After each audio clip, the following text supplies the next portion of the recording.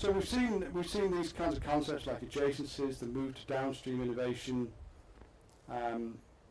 multiple innovation pathways, and enterprise transformation, as well as the things I've just mentioned. I think there's a question now. I don't think we've got time to explore it, particularly unless people want to hang around a little bit. But is there a new role for research institutes in that?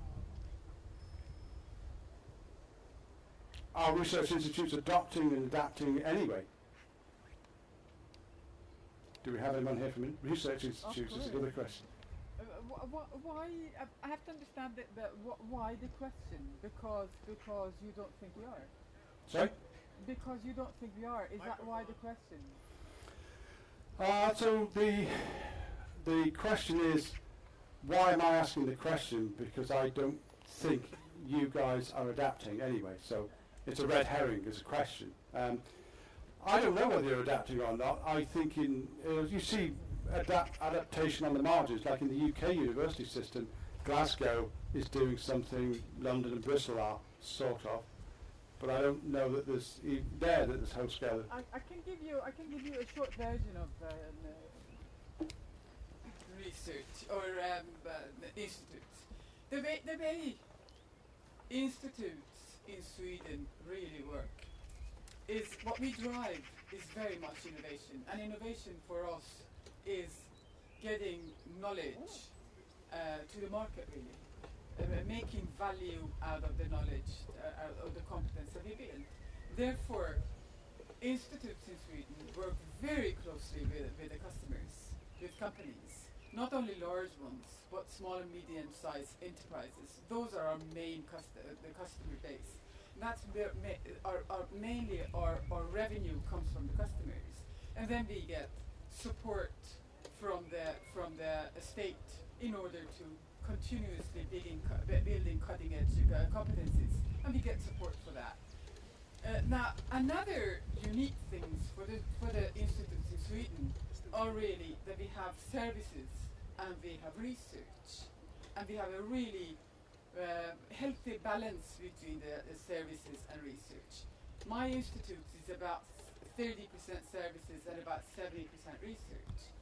Now, the biggest assets that we have in the research institutes, one of them is, of course, our customers and our partners that we work with. We work very closely with the universities, both internationally and nationally. And we work very closely to the research funders and our customers, of course. But that's our the relationship part of it is the main asset. And the second main asset is of course our employees.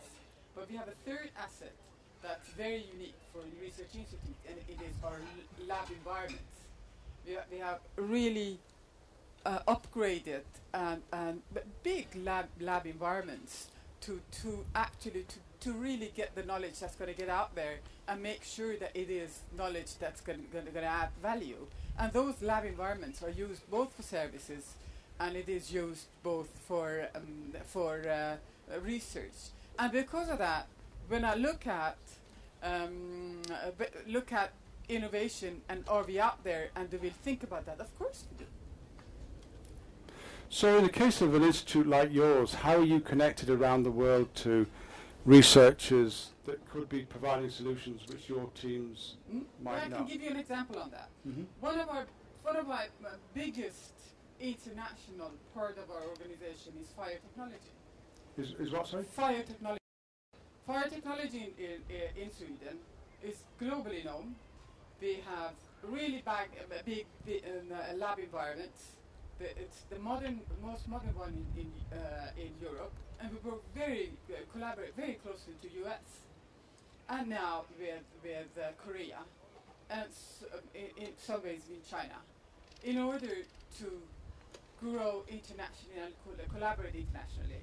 Now, not every part of our organization is like that, but there are some cutting-edge parts that we can grow on that they are like that. So we choose the ones that we think that are going to really make it internationally and focus on them. And then by working over, basically combining technology and knowledge together, create new ones. Because we're running out of time, I'll just make a comment and ask a question back, and then I think we're probably going to have to wrap it up. But my comment back to it is you'd be really, really very unusual if you had anything other than a very, very modest success rate. Most innovation processes are failure processes. And anybody who's in the innovation game can't afford to ignore the fact that what we've done is enabled failure to drive us. And it's the most ludicrous way of setting up any industrial or manufacturing or creative process. We shouldn't be driven by failure, but we are. And it happens in many, many cases. So the sense that, for example, the VC model, that I fail 19 times out of 20, is replicated across many innovation processes. And that's an acceptable formula. It isn't an acceptable formula, and we can't accept it going forward. But my question back is, and we need to find the ways to make it 10, not 1. But my question back is, do you worry about any kind of complacency in your organisation? Of course. Yeah. But if you don't worry about some of those issues and some of the issues that you have to solve, then you can't let it grow. Of course, it is both looking at the success and looking at the problems and making the problems, creating them or dealing with them so it drives the success. What's the biggest problem that your institute faces right now? If you look at Sweden, a lot of the investment that the government has made in research for Sweden has been very much on or historically has been very much on basic research. Now, going forward, innovation has to get more nourishment to make sure that we give more nourishment to innovation, actually knowledge that comes to the market and adds a lot of value. And that's one of the issues that we are focusing. We hope that our government focuses on and understands it, because as we give more nourishment to them or create a better balance to that, then I think the collaboration between the institutes and universities and companies will grow even more. And that's a challenge for us. And that's why we have meetings like this. Yeah, I'm out of time. Thomas? Yeah.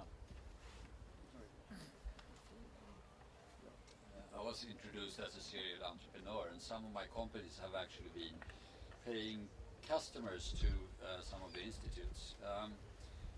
These companies are now looking for other resources of invention. And from my point of view, Sweden is a very protected country. We have a strange language. We're 9 million people. It's a very small tier 3 or tier 4 market for foreign companies to roll into. And I think that the client base will change dramatically for the institutes. So what's your comment on that? I think you and I should work and should talk. Yes, please. I think we can create a lot together with your comments, and if you understand the challenges even more, then I think by understanding it even more, then there are issues to work on. Nothing else. And I would love to take a meeting with you and understanding more. I get 10%. With those glasses, you will. Okay, so I'm finished. Peter, do you want to round things off? I think that was a fantastic ending up of this session. This was all about thinking new things. And when you should think new things, you should be inspired and you should discuss. And I think we had a great discussion. And I want to thank you, Haydn. You had your back against the sea all the time, so I will give you a book with some pictures of the Swedish archipelago. Beautiful. Thank you very much. Thank you. And a big hand for Haydn. Tack ska ni ha. Nästa gång vi ses, för er som kan, är alltså om en timme, 14:30, då ni ska få lära mer om vad våra institut gör. 14:30 tillbaka här igen. Ni är hjärtligt välkomna. Tack ska ni ha.